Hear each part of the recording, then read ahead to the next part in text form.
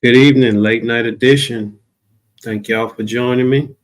This is That's My Take podcast. I am your host, the narrator, where we strive to educate, entertain, and add a little value to your day. Hope your evening and your day's been going great. Let's get right into it. World news. Haiti's leader to resign as gangs run rampant through country engulfed in crisis. The embattled Prime Minister of Haiti, Ariel Henry, has said he will resign after weeks of mounting chaos in the Caribbean nation, where gangs have been attacking government structures and social order is on the brink of collapse. Henry said in a video address late Monday that his government will leave power after the establishment of a transitional council, adding, and I quote, Haiti needs peace, Haiti needs stability. My government will leave immediately after inauguration of the council. We will be a caretaker government until they name a prime minister and a new cabinet, Henry said. Henry's advisor, Jean Jordan Joseph, told CNN that Henry would remain in his role until the formation of a new interim government. The Caribbean Community and Common Market, also known as CARIMOM, meeting in Japan on Monday said it had agreed to set up a transitional council to lay the foundations for elections in Haiti. When the worst of the violence erupted last week, Henry was in Kenya to sign an agreement to send 1,000 Kenya police officers to the Caribbean nation to restore the security situation of which his government has lost control. He was unable to return to Haiti as the security situation deteriorated around the airport in the capital, Port-au-Prince. A plan to travel via the neighboring Dominican Republic was abandoned after the government there refused permission for his plane to land. He has been in the U.S. territory of Puerto Rico since last week. The United States will contribute $300 million to the Kenyan-led multinational security mission.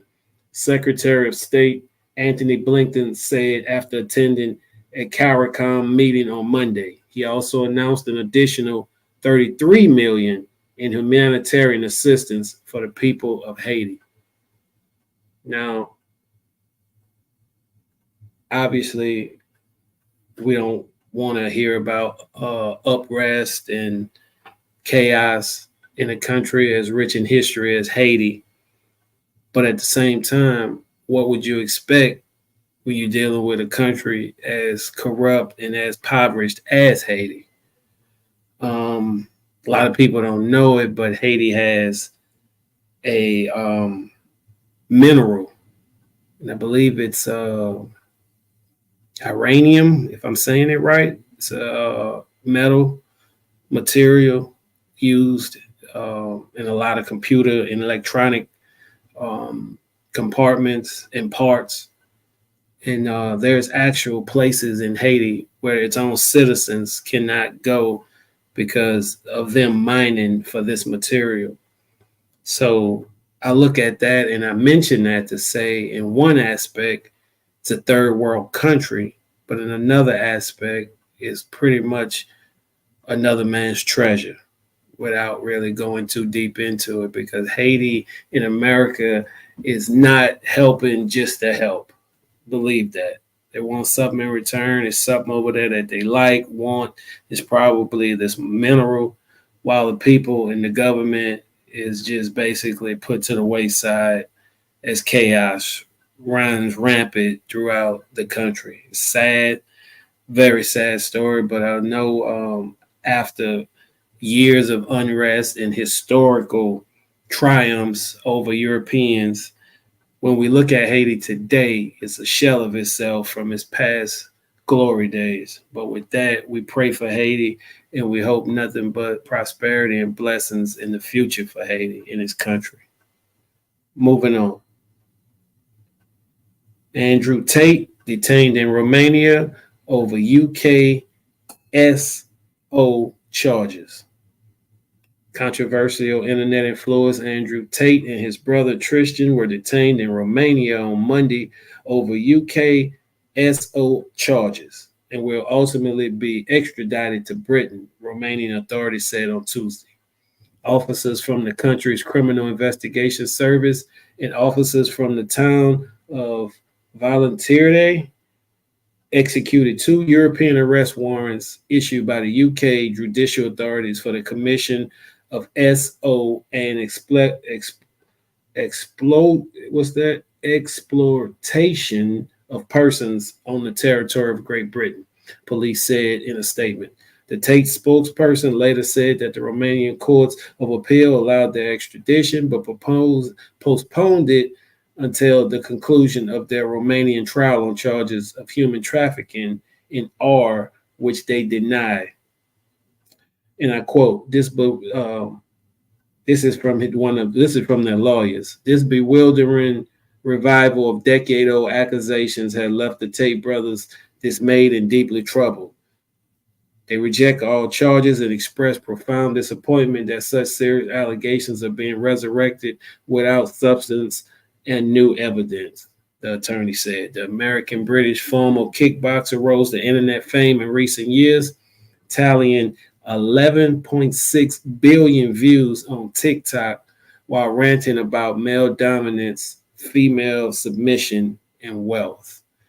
For those that's familiar with this Tate story, this should sound familiar. Like they said many years ago, they were basically brought up on the same charges. I don't know exactly what happened, but I don't know why in the hell they back in Romania if y'all was either acquitted or found not guilty or the trial, I guess, went on. But anyway, I would not be going back to a country that already had me on charges and serious charges at that. But at the same time, it's stuff that's coming through the UK as well. So it's just a lot going on. And I see that it's basically the same charges from years ago. So I don't know, just like the lawyer said, they basically are disappointed that such serious allegations are being resurrected without substance or new evidence. So somebody got it out for them, or maybe they did do something that they kind of had a little money to like brush up under the rug. But at the same time, right now, it looks like they at their ass. And I mean, shit, I really don't really know much else to say. I'm familiar with the Tate guy. I'm familiar with these accusations. But again, why did they bring up the same stuff almost a decade or so later? The world may never know. I know Nug have no idea. Moving on. Dozens feared dead and others trapped following gold mine collapse in Venezuela. The mayor estimates dozens of people have been killed and more are still trapped in the collapsed mine. But due to the region's remoteness in the southern Bolivar state, there are conflicting reports on the scale of the incident. CNN and Espanol on the phone call on Wednesday, where it says relief team and research workers have been dispatched to the area where the mine is located, and it's called Bulla Loca, the mayor said. A security officer in the Bolivar state government urged caution and said more state officials were trying to reach La Portia to update the death toll. Bolivia is a forest-covered region that has long been affected by illegal mining for gold and other materials in recent years. Informal mining activity, often controlled by criminal groups, has expanded and reached as far as the Canadian National Park, a pristine territory on the border between Venezuela and Brazil. Obviously, we don't ever want to hear about death, but when you're dealing with informal mining activities that's often controlled by criminal groups and it's gold, well, you're probably going to have some casualties because greed and obviously corruption is going to be right around the corner from these gold mines. And again, we definitely mourn the loss of those that lost their lives during this gold mine collapse. But at the same time, we have to always realize that affected by illegal mining for gold and other materials. So you going rogue, anything could happen.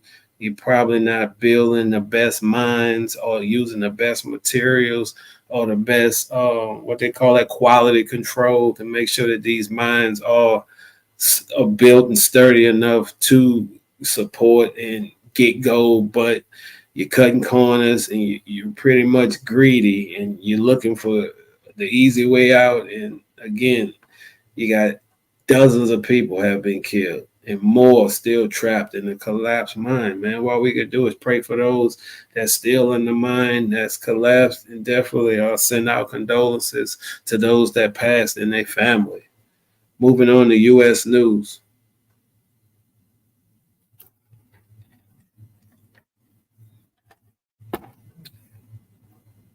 Dozens of artists and speakers pull out of South by Southwest Festival in protest of military and defense industrial sponsorships.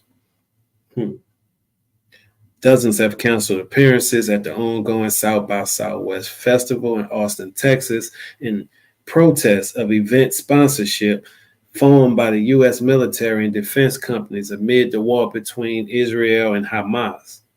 The protesting bands, singers, and panelists have shared notes of solidarity with the Palestinians in Gaza as they announced their withdrawal from South by Southwest, which runs until March 16th, citing major event sponsorship from the U.S. Army and a handful of smaller defense industry partnerships against the backdrop of U.S. government support of Israel in the war.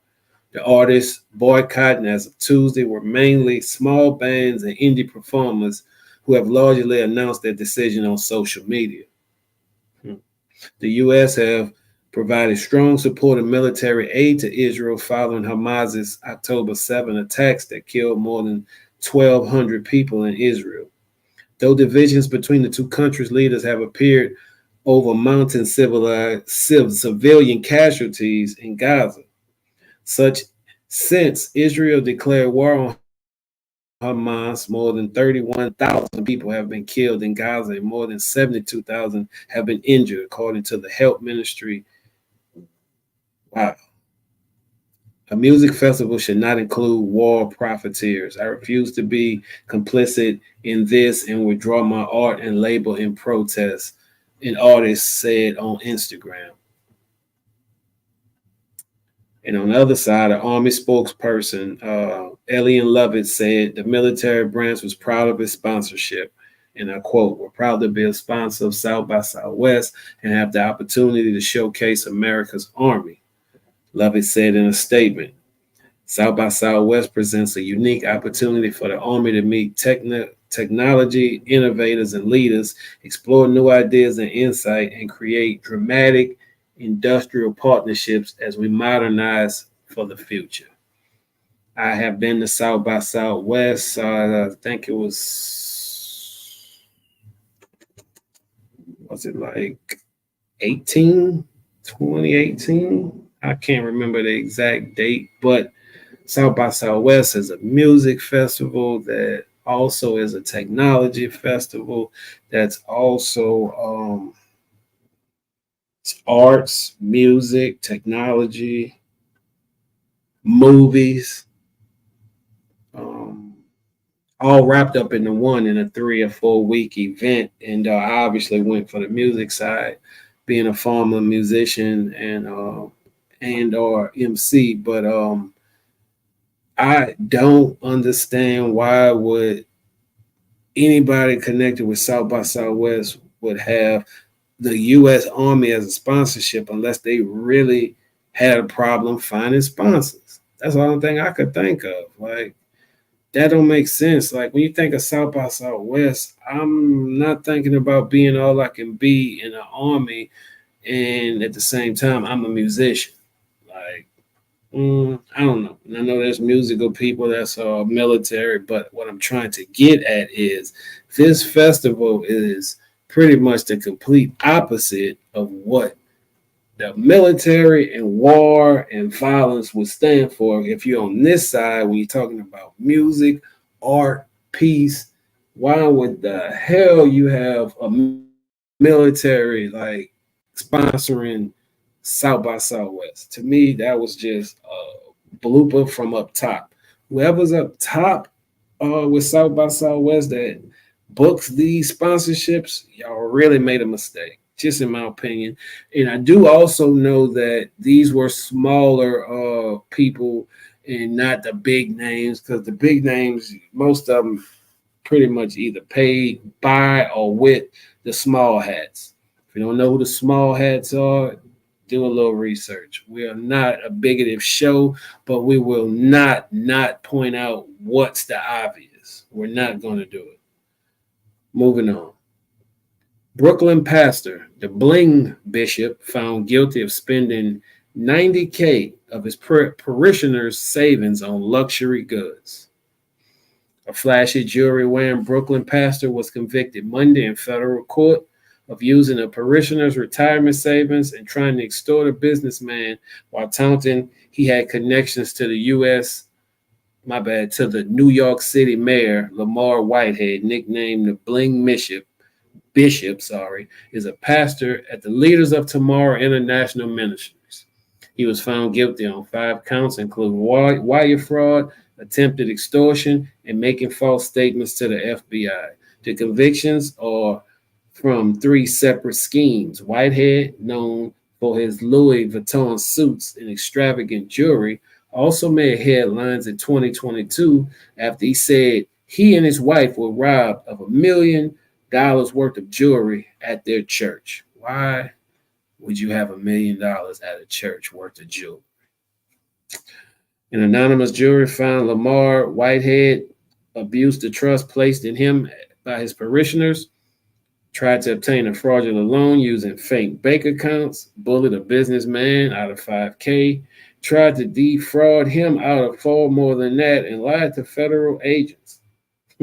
U.S. Attorney for the Southern District of New York, Damian Williams, said in a news release, and I quote, Whitehead's lies and criminal conduct have caught up with him as he now stands convicted of 5 federal crimes and faces time in prison, Williams said. Prosecutors said that Whitehead defrauded one of his parishioners by convincing her to invest 90K of her retirement savings with him, according to the indictment. The document said Whitehead would help her buy a home and invest the money, but he used it on luxury goods and personal expenses instead. Whitehead said also extorted a businessman and attempted to convince a man to loan him $500,000 and grant him a stake in real estate transaction in exchange for obtaining favorable connections by the New York City government that he knew he could not provide, according to the indictment. Listen, I've heard about the Bling Bishop a while. Seen him on Instagram. I grew up in New Orleans, so I'm familiar with bling pastors, money making pastors, pimp pastors, like I like to call them. And I always said, like, I don't mind the hustle, but when you use God to hustle, I got a problem with that.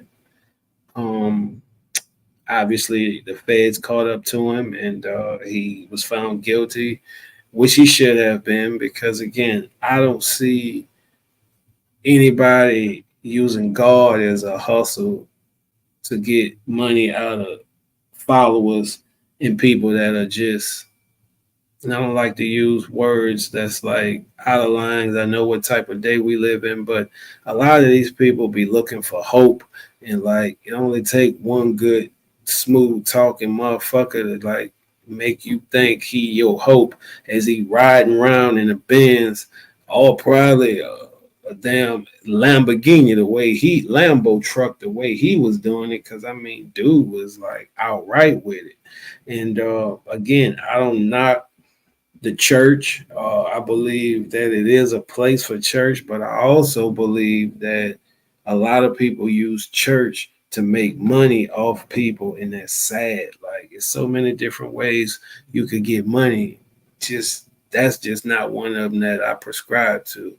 I can't see me faking like I'm a pastor just to collect tithes from people who really just pretty much just I don't know. And I don't like to use crazy words, so I'm gonna just say sheep. I'm gonna just use sheep. Like they following whatever the next person doing and thinking they ties go get them closer to God and they falling for the tricks. I've seen pastors flying on, they got cords and they flying over the parishioners giving their little sermon. Like, come on, bro. Like, I don't know. I have no sympathy for this one. Like, you want to be the bling pastor? Well, you made your bed, sleep in it. Don't use the God and religion to iron you to line your pockets. No, don't do that. Mm-mm. Colorado Bureau of Investigation finds DNA scientists manipulated data in hundreds of cases over decades. Now, former forensic scientist with the CBI manipulated or omitted DNA test results in hundreds of cases, an internal affairs investigation found, which prompted a full review of her work during her nearly 30-year career at the agency. The CBI released the findings of the investigation into Yvonne Missy Woods Friday, which concluded Woods' handling of DNA test data affected 652 cases between '08 and '23, including posting incorrect results in some cases. A review of her work from '94 to '08 is also underway, according to the CBI. And I quote, this discovery puts all of her work into question, and the CBI is in the process of reviewing all her previous work for data manipulation to ensure the integrity of all CBI laboratory results, the agency said. CBI brought in a third party investigative resource to protect the integrity of the inquiry. Woods, a 29-year veteran of the agency's crime lab, was placed on administrative leave in October after the CBI became aware DNA sample testing performed by Woods may have derivated from standard operating procedures, the agency said. She didn't perform any laboratory work thereafter and retired on November 6th, it said. So let me get this right. Your whole career, you've been manipulating DNA results. One of the biggest pieces of evidence the police use now to convict, or shall I say, wrongly convict those that are accused of such crimes. That's wild. That's wild. Like, seriously, that's wild. Like, you are pretty low if you manipulating crime lab results on DNA samples. That's cold. That makes me not even want to trust the whole process. And I mean, I really do mean that. Like, where do we stop the line where we as human beings can trust the next person with not only our freedom, but basically our whole molecular structure? That's what your DNA is. That's just sad, man. Like, she's sad. I hope they throw the book at her. I really do.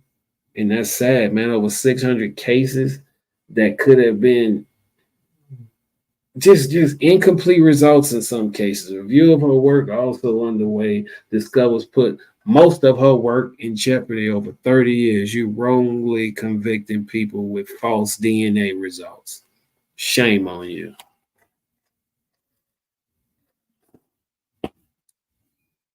Up next, hip hop and entertainment news.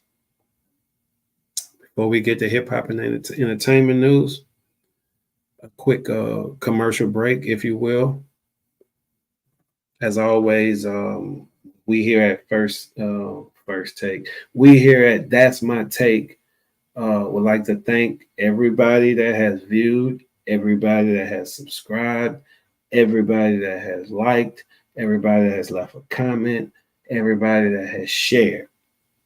With that being said, we're in this for the long haul, meaning I'm not going anywhere.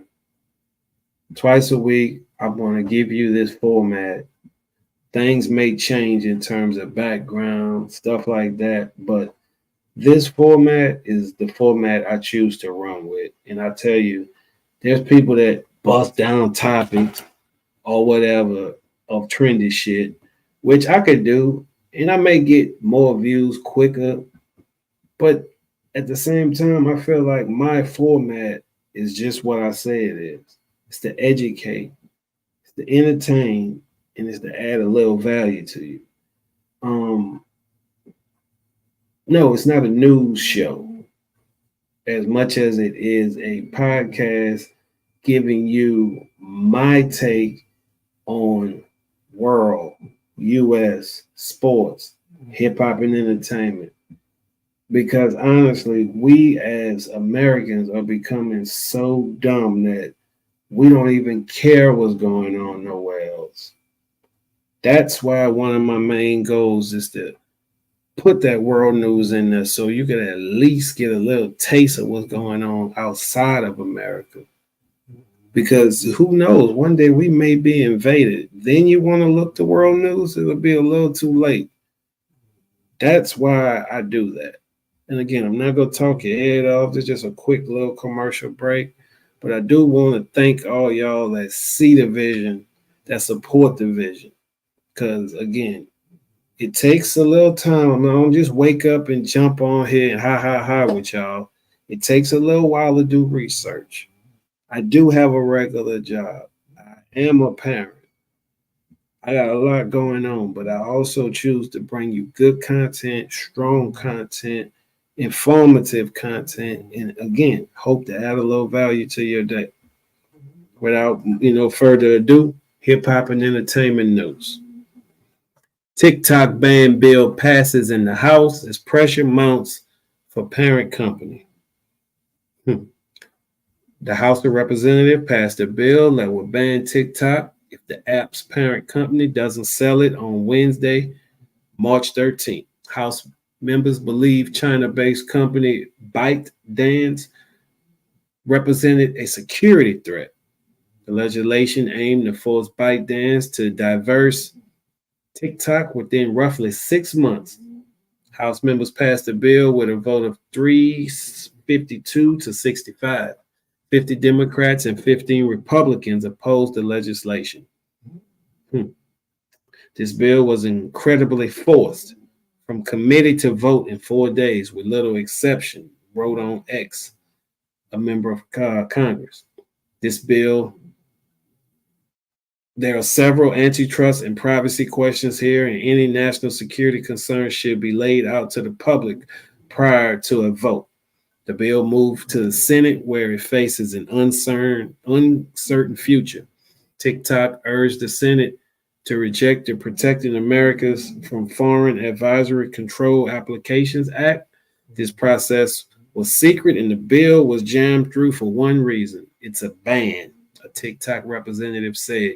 We are hopeful that the Senate will consider the facts, listen to their constituents, and realize the impact on the economy. 7 million small businesses and 170 million Americans who use our service.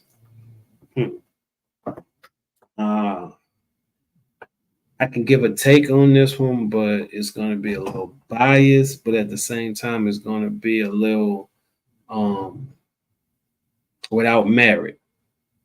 And I say that to say I understand how big TikTok is right now, but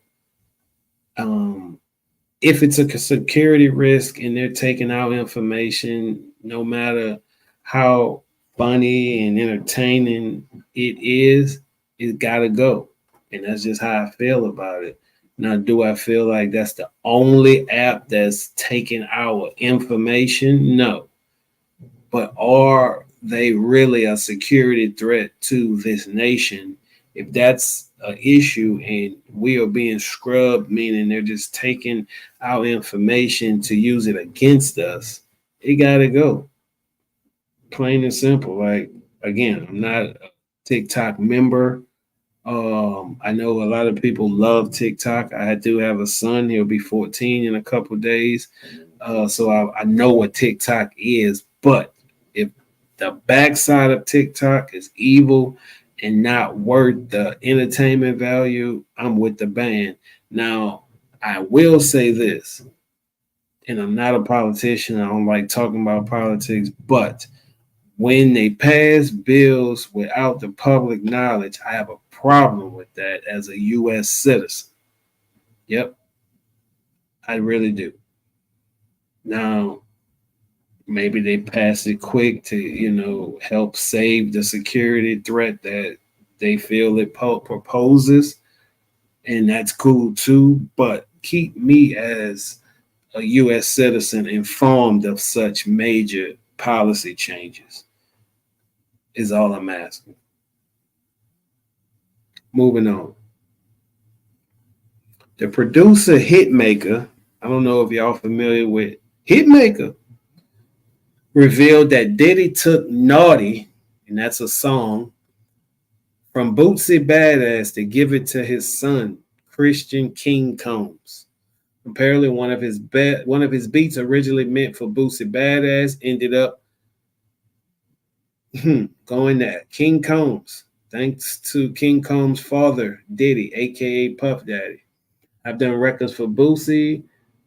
King Combs had a record called Naughty with Jeremiah. I had just started working with Atlantic Records at the time, and actually Boosie had the record first, Hitmaker. And if you don't know Hitmaker as his name as a producer, you may know him as Young Berg. He was a rapper early 2000s. But he told Sirius FM Superstar J that King Combs' Naughty featured Jeremiah came out in 2019. The song has racked up more than 10 million Spotify streams. In addition, the official Naughty music video amassed over 1.8 million views on YouTube. Look, Boosie had that record first. King Combs wanted that record. Jeremiah gave it to King Combs. We recorded the record with Boosie first at Jeremiah's house, and I was excited about it. I'm like, that is a hit. Boosie was going crazy. He snapped on it. He'd make a recall. Now, there are a lot of instances in the music industry where a certain beat was meant for a certain person, and for some other reason, a whole nother person got the beat.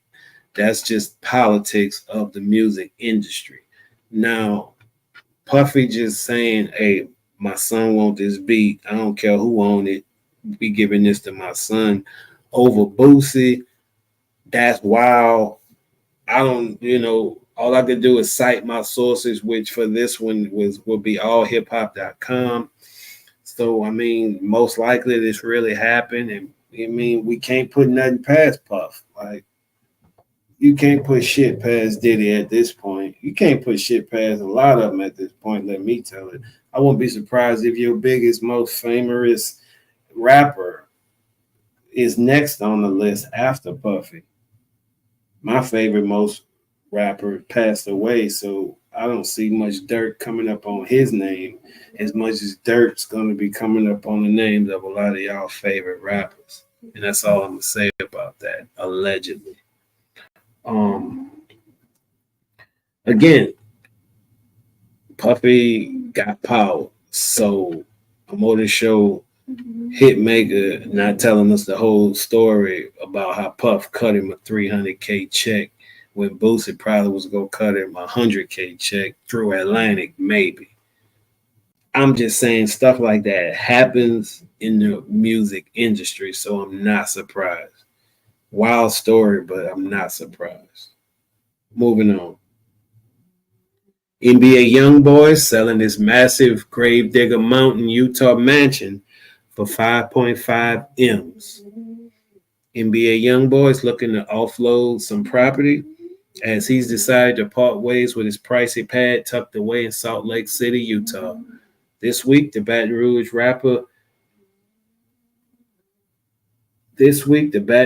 rapper's home, spanning 8,800 square feet with 4 bedrooms, each adorned with marble lace bedrooms, sprawling living rooms, and a 5-car garage and a dazzling pool, hit Zillow for $5.5 million.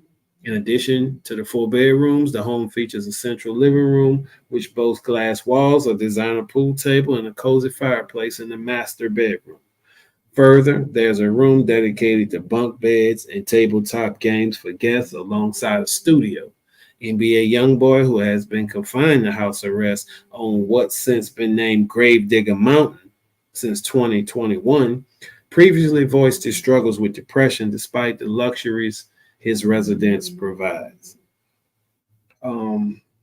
5.5. I know I tell you all the time, I'm a real estate agent, but this is not a real estate agent podcast. Well, look, if I had my real estate license in Utah, I love to sell that and get the commission off that 5.5. And I mean, wow. Hey, I've been in houses bigger, but eight 8,800 square feet is a lot. To put it in perspective, my house is about 1,400 square feet. So that's six of my houses with a little change left. Yeah, that's a big motherfucking house. I believe that the market for something like that and at that price, he'll end up selling it for like 4.3. And I do mean that if it's on the market like a year from now, he'll sell it for like 4.3. Um, but it's kind of remote. It's not like every day you wake up and say, I'm going to Utah. What that means is somebody in the Utah area who got that money will probably be your prime buyers. Not to say an out of towner won't buy it and use it for like a winter home. Not saying it won't, but me being in the business coming up on a decade, pretty much, I'm more in closer to a decade than away from a decade. I can probably think that without anything majorly happen to our economy in the near future, this house could sell again in the 4.3 minimum range within a 2 year period. Because if you could move upon 3 years and it's still not moving, it could probably go for 3.9. And that'll probably be him taking a loss. Because I'm more than sure at 5.5, he done put some type of celebrity I've lived in this house tax on it. And as well as hopefully his advisors kept the house up as much as possible.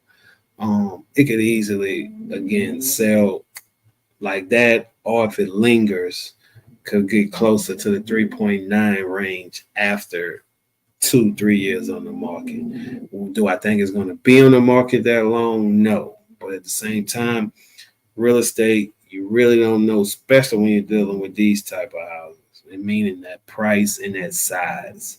It's a certain type of individual that can buy that house, not every individual. Moving on. Beyonce's upcoming album is Cowboy Carter, and Dolly Parton believes she has covered Jolene for it. This ain't Texas, but it is country music, and we may be about to witness one queen paying tribute to another.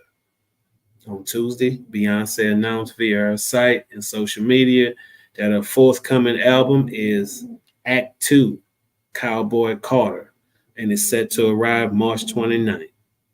In a recent interview with Knox News, Dolly Parton was asked about speculation Beyonce has recorded one of Parton's hits for her new album. And she said, and I quote, well, I think she has. I think she's recorded Jolene. And I think it's probably going to be on her country album, which I'm very excited about, Parton said. The queen of country music has great admiration for Queen B. And I quote, I love her. Parton said about Beyonce, she's a beautiful girl and a great singer. We've kind of sent messages back and forth through the years, Parton added, and she and her mother were like fans, and I was always touched that they were fans, and I'm always thought she was great. It's not the first time she's spoken about Beyonce. After Beyonce's new single, Texas Hold'em, hit the top of the charts, Parton posted a statement on social media. After Beyonce's new single, Texas Hold'em, Parton posted a statement on social media, and I quote, I am a big fan of Beyonce's and very excited that she's done a country album, Parton wrote in her statement. So congratulations on your Billboard Hot Country #1 single. Now, I'm not going to sit up here and tell you I love country because that would be a fucking lie. I'm not going to sit up here and even tell you I love Beyonce because that would be a fucking lie. But what I can tell you, I love the fact that it's 2024 and we have Beyonce not only doing country, but have a number one single with country in the country genre. We also have other people of color that's in the country genre. And I don't want to use this as a play on color. What I want to say is we should not have separative genres that we are outright knowing that we put in this separate genre based upon race. Because when you say country music, you don't typically think of people with my skin texture and color doing country music. You just don't. Now, I'm smart enough to know that there's writers like T-Pain that write country music. There's artists like Darius Rucker that also does country music. Tanner, she's one of the up and coming country singers and performers. K. Michelle has done country music.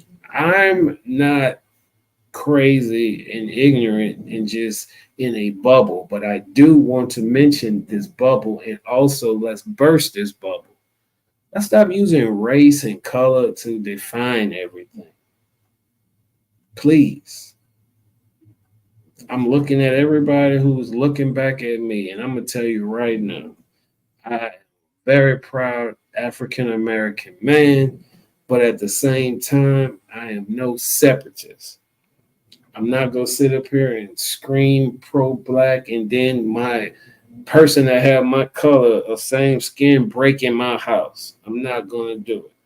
I'm not going to sit up here and tell you I trust this one more than that one because in my mind, a good person is a good person, just as a bad person is a bad person.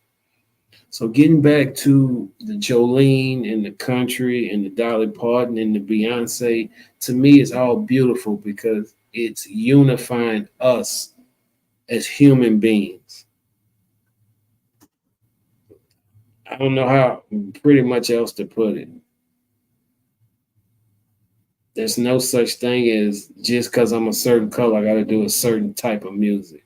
Cut that bullshit out. That's a false narrative. Like a really big false narrative. Congratulations on Beyonce trying country music and not only trying it, but dominating it. You don't wake up and do a number one song in a genre you're not familiar with unless you're very talented. So I applaud that. I applaud that she stepped out of her comfort zone and into a whole nother lane, if you must say, and did her thing, doing her thing. Got a whole country album coming out. This ain't Texas. Ain't no hold'em. We're going to move on to sports news.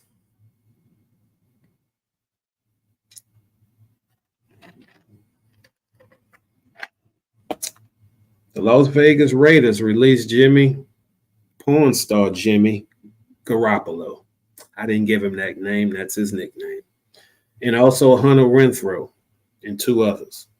The Raiders released quarterback Jimmy G, the former Pro Bowl slot receiver Hunter Renfrow on Wednesday as well, the first day of the NFL's new league year. The move saved the Raiders more than $19 million in salary cap space under the new front office of general manager, Tom Telesco, and coach AP, Anthony Pierce. Garoppolo signed a 3-year, $72 million free agent contract with 33 guaranteed with the Las Vegas Raiders last March when Josh McDaniels was the coach and Dave Ziegler was GM, while Garoppolo was due an $11 million roster bonus this coming Sunday. His $11 million base salary guaranteed for 2024 season can now also be voided due to a 2-game suspension handed down by the league last month for violating the NFL's performance-enhancing substances policies. The violation was said to be related to Garoppolo using a prescribed medication without having a valid therapeutic use exemption from the league. and that's coming from Adam Shefty. While he is now a free agent and consigned with any team, Garoppolo is not appealing the suspension and will not have to sit down for the first two regular season games of the new season with his new team. The Raiders added veteran quarterback Gardner Minshew in free agency. Renfro, meanwhile, seemingly fell out of favor with McDaniel's staff with his game-turning fumble in overtime against the Arizona Cardinals. I remember that game.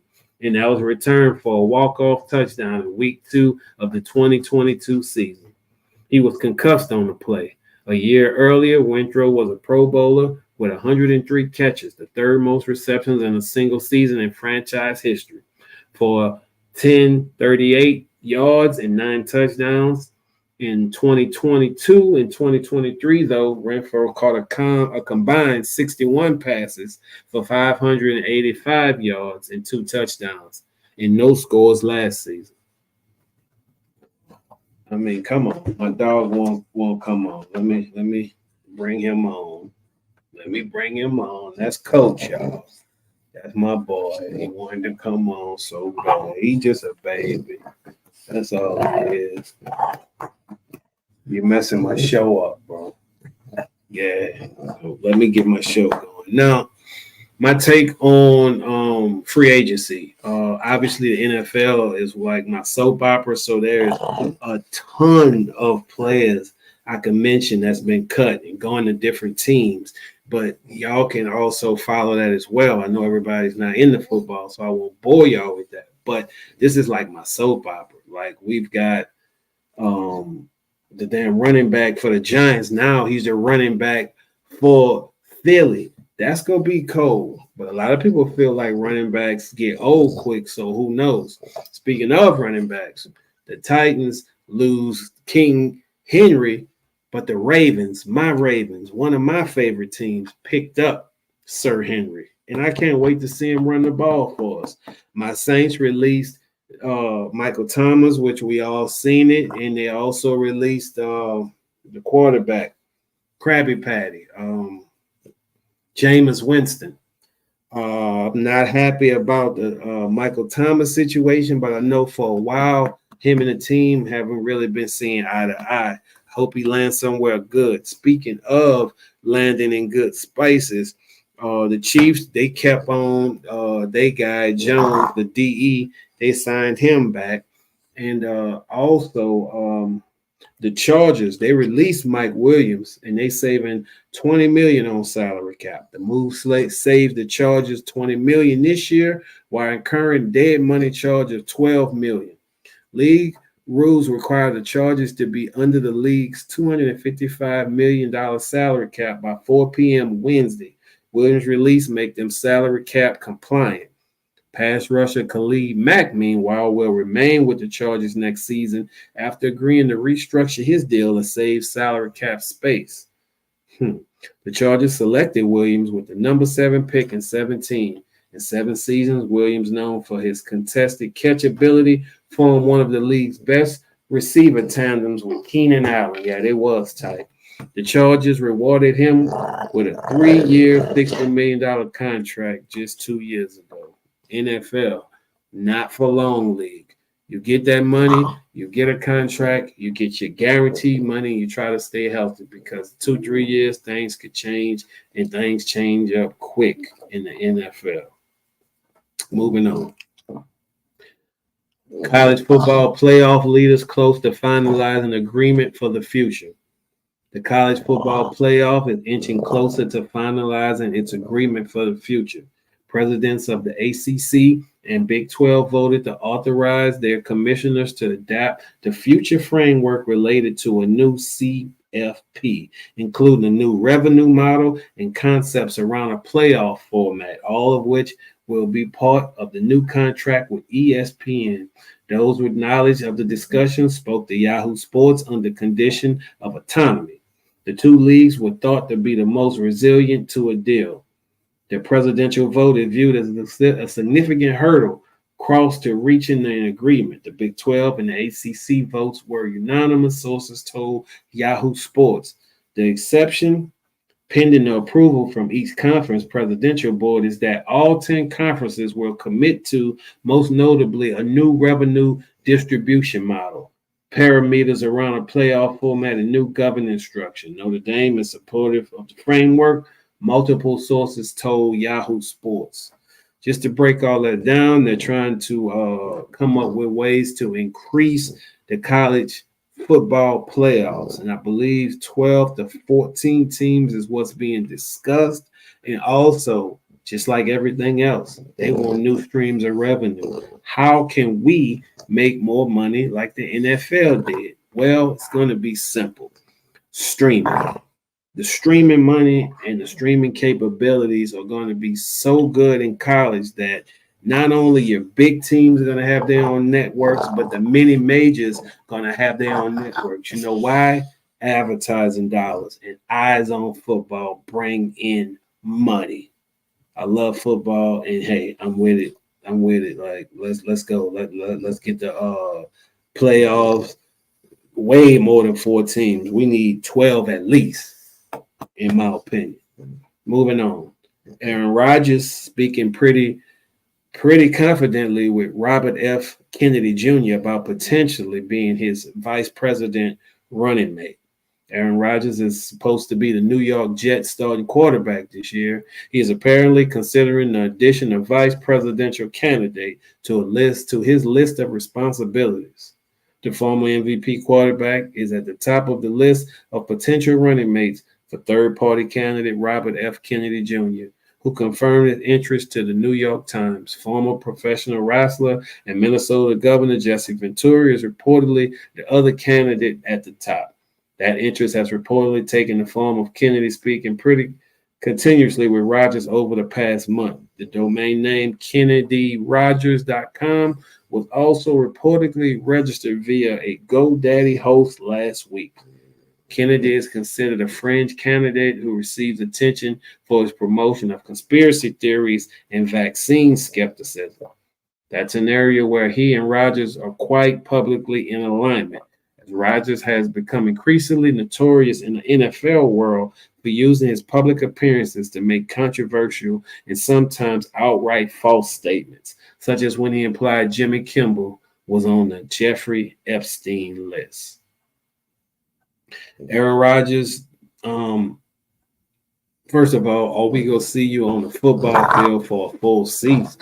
We talking about a lot of off the field shit. Let's talk about on the field shit, bro. Like, Aaron Rodgers, you're not getting younger. If you don't want to play football anymore, you want to be like this public figure / politician, because y'all not going to win the presidential race. Let's just get that all the way through our heads right now. It sounds good, but it won't happen.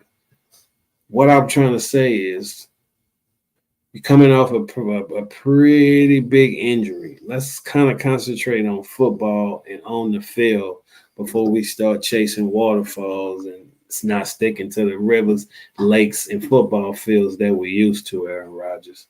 I know you a complicated, spiritual, take your little mind-altering substances type of guy. I feel that. I'm no hypocrite, but at the same time, you are a NFL quarterback. Let's get on with the shenanigans and all that until you retire. Let's do that. Moving on. How big his head is compared to my head. He's just a big baby. One of my best segments. I can't make this shit up. For those who veterans of the show, y'all know right now it's going to be a story that's probably weird, but it's probably true. As all of my stories, you can research them as well. If you ever think I'm making some bullshit up, please double check me. I can't make this shit up. I cooked salmon in my dishwasher as a joke, and the results surprised me.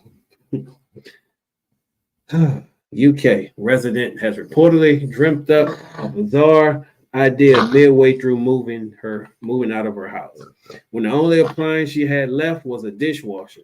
So she, out of curiosity, the Brit looked up how to cook salmon fillets using a dish jacuzzi online, invoking a hack Martha Stewart Mike McGuire in a can. It was more of a test to see if it would work, she says, who is currently unemployed. I was stressed at the time and I felt like making myself laugh a little bit. After wrapping the fish in 2 layers of tin foil, and I didn't say it right, but hey, I'm from Louisiana. We say foil, tin foil, presumably to shield it from getting mangled by the machine. The homeowner placed the fillets in the dishwasher and hoped for the best. Unfortunately, Matthew said that she forgot the machine. She forgot to turn off the intense setting on her impromptu oven, which resulted in the salmon getting a bit overcooked. However, the hack nonetheless turned out better than she thought. I was really expecting it to work, but it was obvious nonetheless. Turned out better than she thought. And yes, she did eat it. Matthews now reportedly cooks her food in an air fryer, which she has fallen in love with. Me too. However, the home cook insists that she wouldn't rule out using the dishwasher again, but would just make sure to use a shorter cycle in the future. Yes, this lady cooked salmon in a dishwasher. I can't make this shit up. And in closing, I'd like to leave y'all with a couple of things that I call this day in history, where I give you a couple of dates and a couple of things that happened on those dates throughout history. Today, we have three. Up first, on this day in history, in 1987, John Gotti, the boss of the Gambino crime family, is acquitted for racketeering. Later, he will be called the Teflon Don. Yep, you got it right. Same guy. Moving on to 1991, this day in history.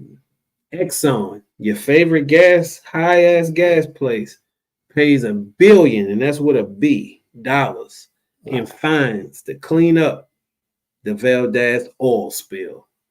I was a little tight, but I do remember the oil spill. 91. I don't want to date myself, but I was probably a preteen. And lastly, in 2018, your favorite magazine, National Geographic, admits its past coverage has been racist in an issue marked the 50 years since the death of Martin Luther King. Yep. Just in history, they admitted that they basically was being racist as they did their little stories. And I love National Geographic. I won't hold nothing against them, but shit, I won't hold nothing up for them either, because that's some bullshit. As always, oh, my homeboy made the final table. Let me tell him good deal. Good shit. Well, I played poker tonight too, but I ended up losing. I've been finishing like 8th, 7th, 9th lately. Maybe I'll get back on the winning ways, but yeah, I'm glad he won though. It's a good friend of mine. Well, they say they split it 3 ways, so hey, either way, that's a win. But yes, I want to thank y'all for joining us. This is Coach. He is a Frenchie, Merle Frenchie. If anybody out there want to do any type of studying business, y'all can contact me. All my contact information is down there. I want to thank all y'all for joining me tonight. All y'all is going to see this tomorrow. We did do a late show. Hey, I felt like going on. I had my research ready. I know I won't get as many live viewers, but that's the thing about YouTube. It's going to be there tomorrow. Check it out. Check me out. I'm going to leave y'all with a song, and I'm going to get out of here. As always, thank y'all, and have a good night. Critically acclaimed. Pop that shit, daddy.